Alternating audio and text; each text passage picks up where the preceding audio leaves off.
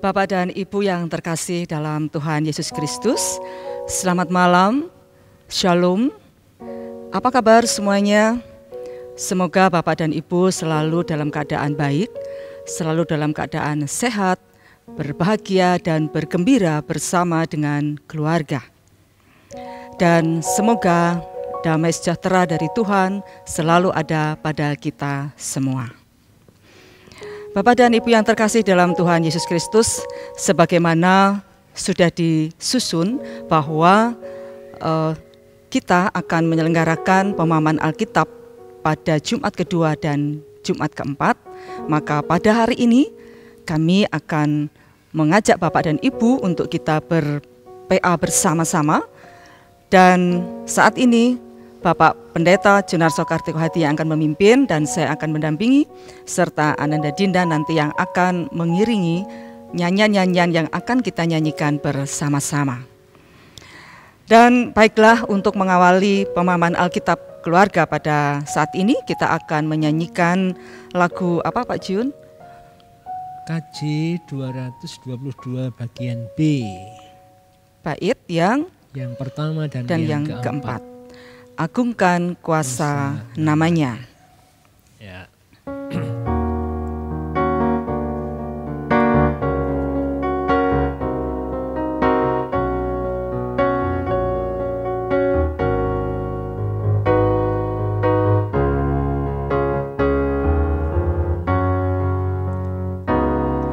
Agungkan kuasa namanya, malaikat bersujud, nobatkan Raja mulia dan puji, puji, puji Yesus Tuhanmu.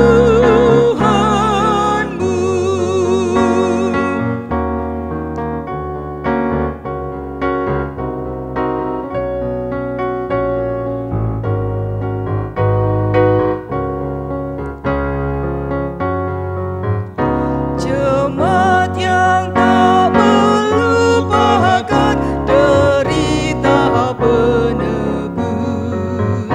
beri hormat di hadiratnya dan puji, puji, puji Yesus Tuhanmu.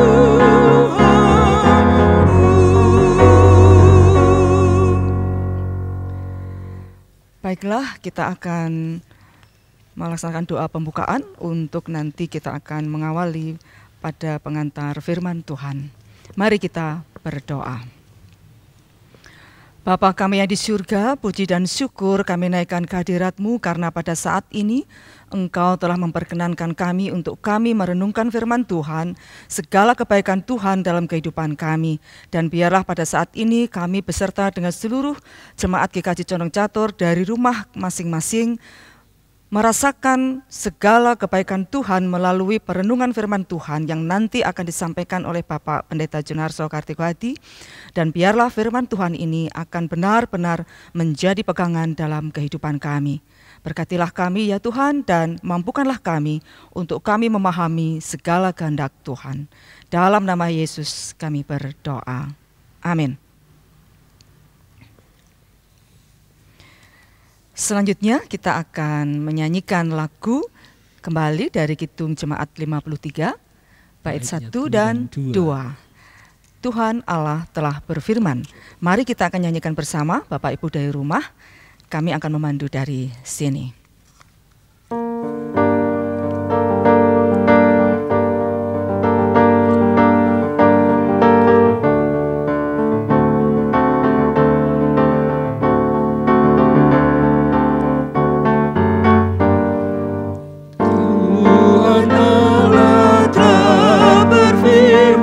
Haleluya, pada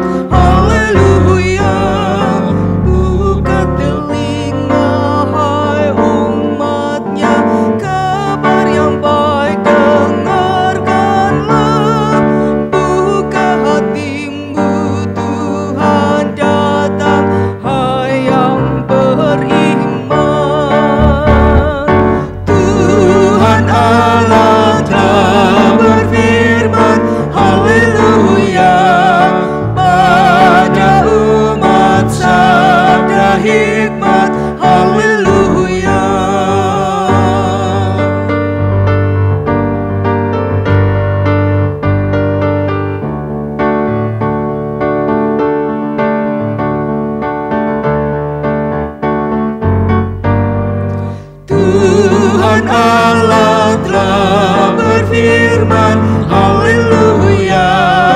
Pada umat sabda hikmat, haleluya.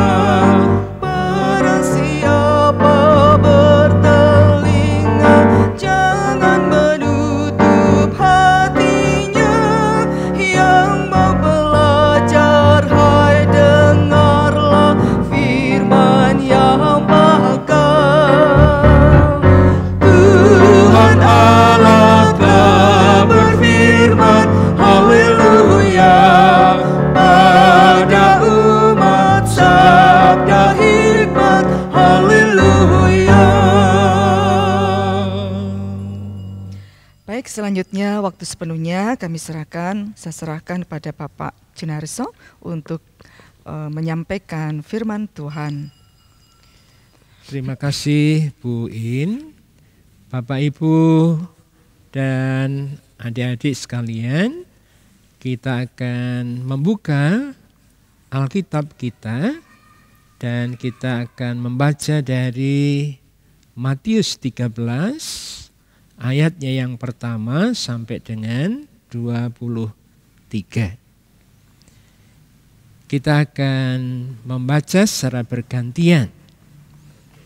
Saya akan membaca ayat yang ganjil dan yang genap nanti dibaca oleh Bu In. Perumpamaan tentang seorang penabur. Pada hari itu keluarlah Yesus dari rumah itu dan duduk di tepi danau. Maka datanglah orang banyak berbondong-bondong, lalu mengerumuni dia, sehingga ia naik ke perahu dan duduk di situ, sedangkan orang banyak semuanya berdiri di pantai. Dan ia mengucapkan banyak hal dalam perumpamaan kepada mereka, katanya, adalah seorang penabur keluar untuk menabur. Pada waktu ia menabur, sebagian benih itu jatuh di pinggir jalan. Lalu datanglah burung dan memakannya sampai habis. Sebagian jatuh di tanah yang berbatu-batu, yang tidak banyak tanahnya. Lalu benih itu pun segera tumbuh karena tanahnya tipis. Tetapi sesudah matahari terbit, layulah ia dan menjadi kering karena tidak berakar.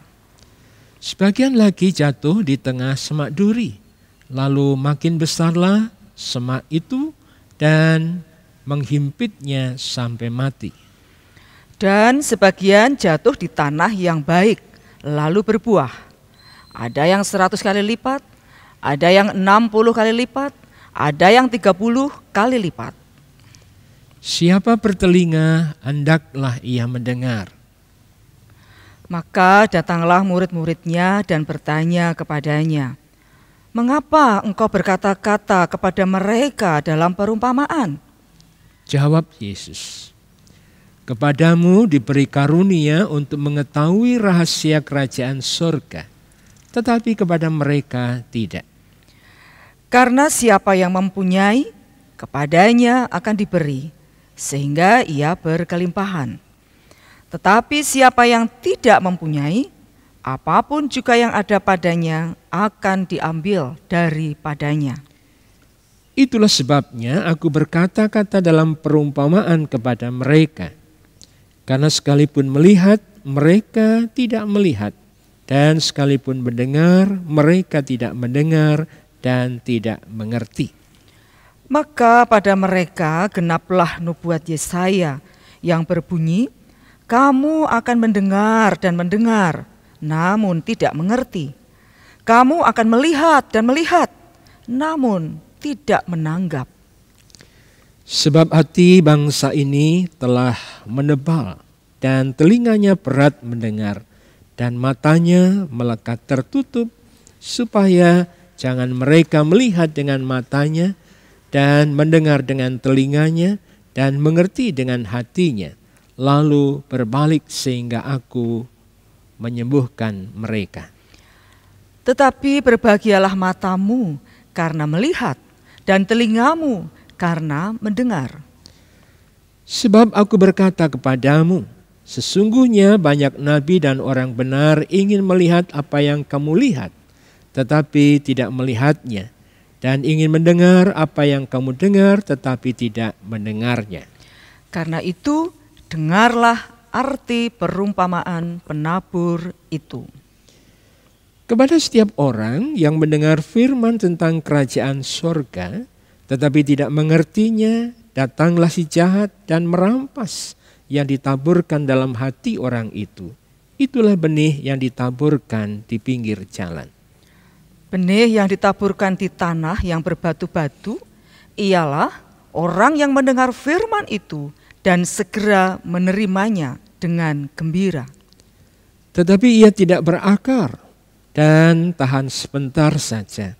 Apabila datang penindasan atau penganiayaan karena firman itu, orang itu pun segera murtad. Yang ditaburkan di tengah semak duri ialah orang yang mendengar firman itu, lalu kekhawatiran dunia ini dan tipu daya kekayaan menghimpit firman itu sehingga tidak berbuah.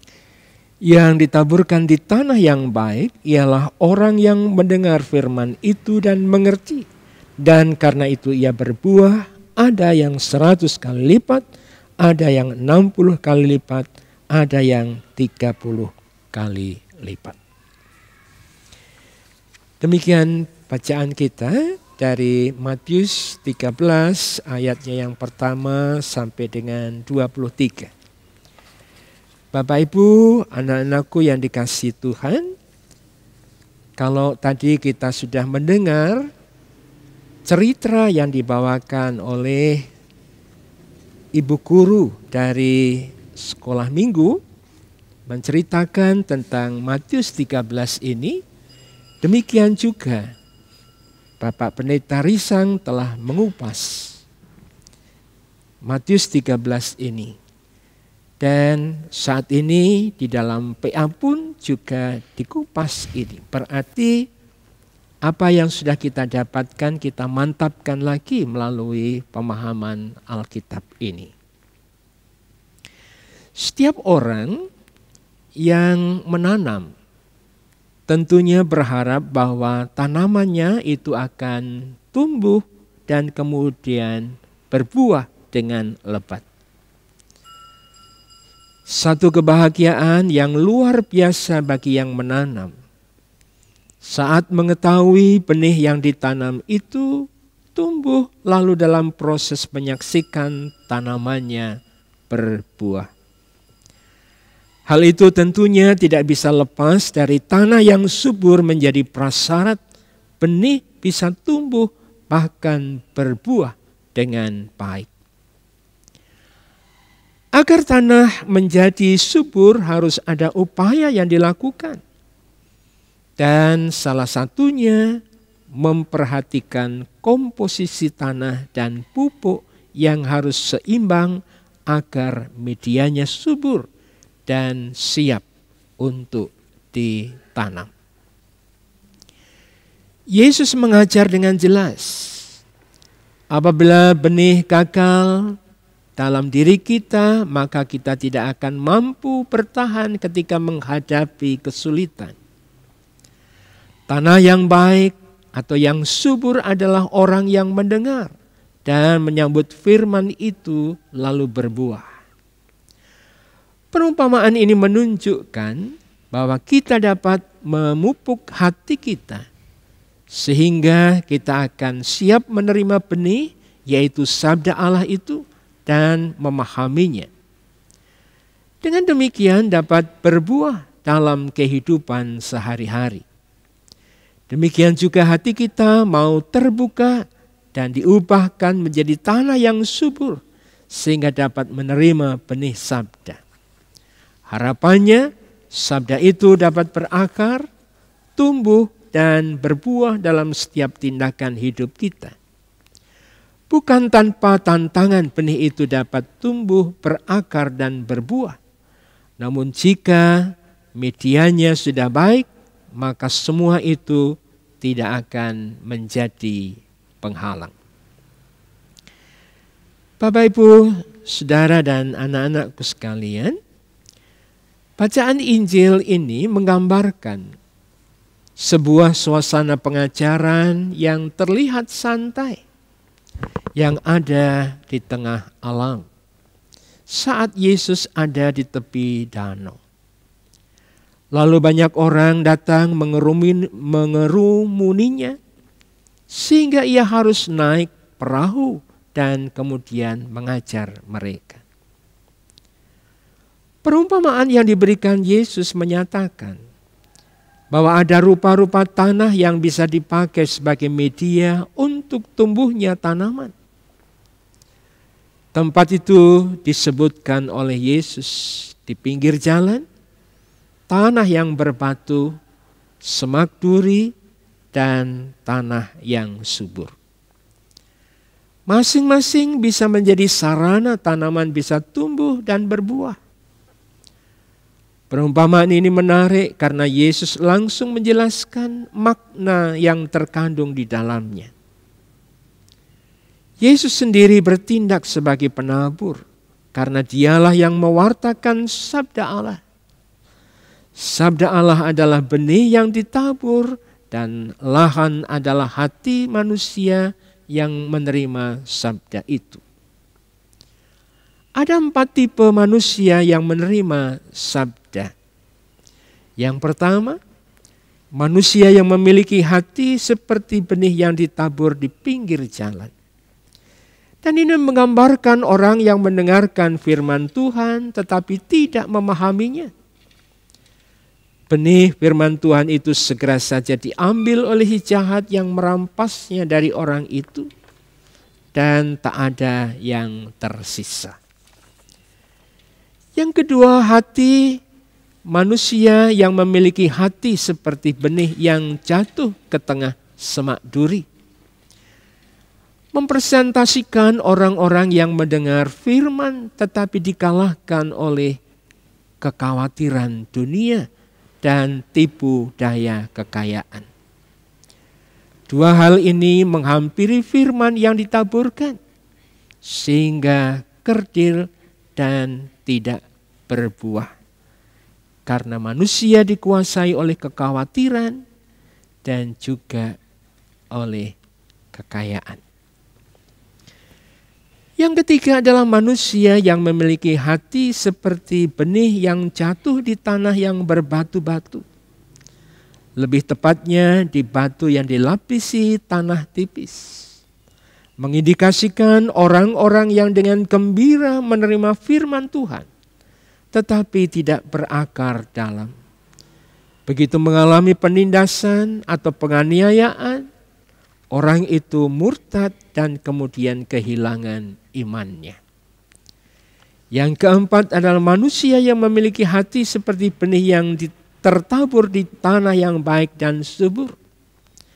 Menunjuk kepada pendengar firman yang mau mendengar, mengerti serta memahami firman Tuhan, sehingga dapat berbuah dalam setiap tindakan hidupnya. Benih firman itu lantas berbuah, ada yang berlipat ganda sampai 60 kali dan ada yang 30 kali. Sungguh, perbanyakan yang luar biasa. Tanah yang subur ini menjadi prasyarat benih untuk tumbuh dan berbuah. Demikianlah hati yang terbuka dan haus akan taburan sabda Allah menjadi tempat persemaian yang baik. Dengan keempat tipe ini, saudaraku, jelas bahwa bagi kita sebagai orang percaya dituntut untuk menjadi tanah yang subur, bukan tanah yang keras, berbatu atau bersemak duri. Sebab ketika jenis tanah itu tidak dapat menumbuhkan benih, firman Tuhan akan menjadi sia-sia. Tidak sekedar dicuri oleh roh kegelapan, tetapi juga mati mengenaskan.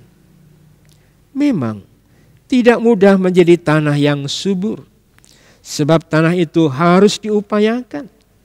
Oleh karena itu, marilah kita memohon kepada Tuhan agar Roh Kudus senantiasa berkarya, menanamkan sabda Tuhan dalam hati kita, sehingga benih firman Allah itu akan dapat menyejukkan bagi setiap jiwa yang mau mendengarnya dan memampukan bagi setiap pendengarnya untuk bersyukur atas kehidupan yang Allah berikan, serta dapat mengubahkan setiap pendengarnya untuk menerima dan melakukannya dalam kehidupan sehari-hari.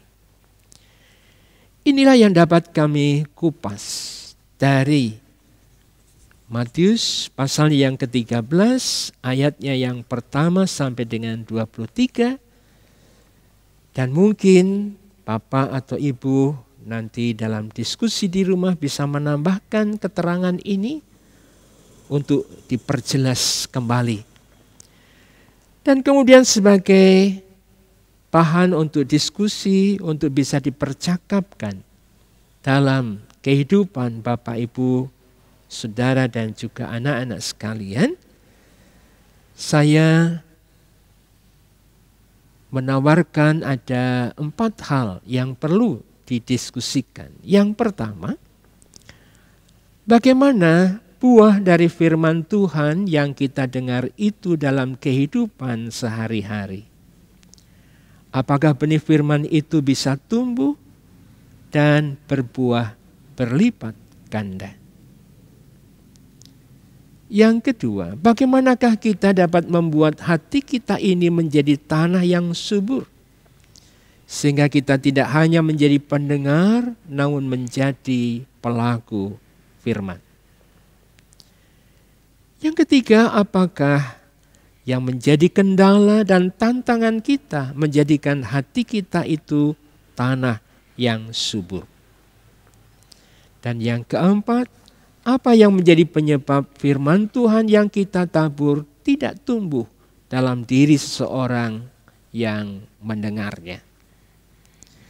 Itulah Bapak Ibu Saudara, 4 hal yang perlu kita diskusikan bersama untuk kita cari jawabnya dan kemudian kita lakukan dan kita terapkan dalam kehidupan kita sehari-hari, dan kiranya kita menjadi pelaku-pelaku firman yang kemudian bisa membuahkan buah yang berlipat ganda untuk kemuliaan Tuhan.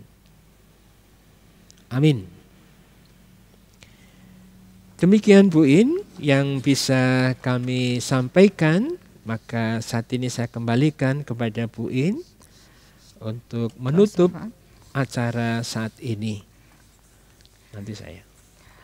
Baik Bapak dan Ibu yang terkasih, demikian tadi firman Tuhan yang diambil dari Matius 13 ayat 1 sampai dengan 23 yang sudah disampaikan oleh Bapak Pendeta Jenarso Kartiko Hadi. Dan saya kira Bapak Ibu tadi sudah mendengarkan tentang ada 4 hal di mana ibaratnya tempat itu adalah hati kita, maka jawaban itu ada pada Bapak dan Ibu semua. Kita ini pilih di tempat yang mana. Kita sebagai seolah-olah bahwa kita adalah di pinggir jalan, atau kita sebagai tanah yang berbatu, atau kita sebagai semak yang berduri, atau kita sebagai tanah yang subur. Nah, jawaban silahkan Bapak dan Ibu menjawab dalam hatinya masing-masing, karena yang tahu hanya Bapak dan Ibu dan Tuhan. Baik, semoga ini akan menguatkan kita dan kita akan sambut dengan kita memuji nama Tuhan. Demikian, Kidung Jemaat 424, bait yang pertama dan yang ketiga. Yesus menginginkan daku, dan setelah itu nanti doa syafaat oleh Bapak Pendeta. Ya, mari Adik Dinda, kita nyanyikan Yesus menginginkan daku.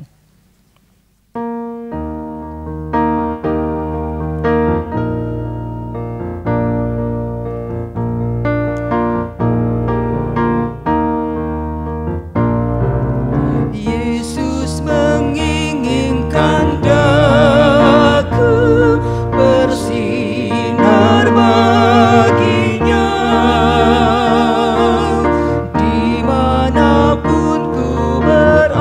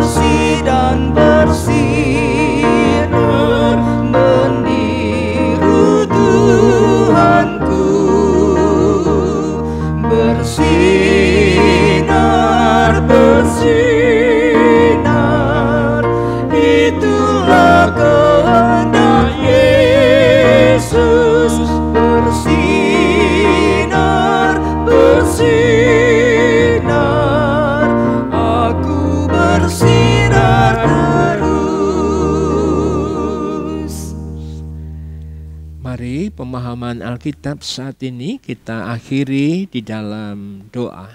Mari kita bersama-sama berdoa. Tuhan Yesus, saat ini kami datang kembali ke hadirat-Mu menaikkan pujian syukur kami.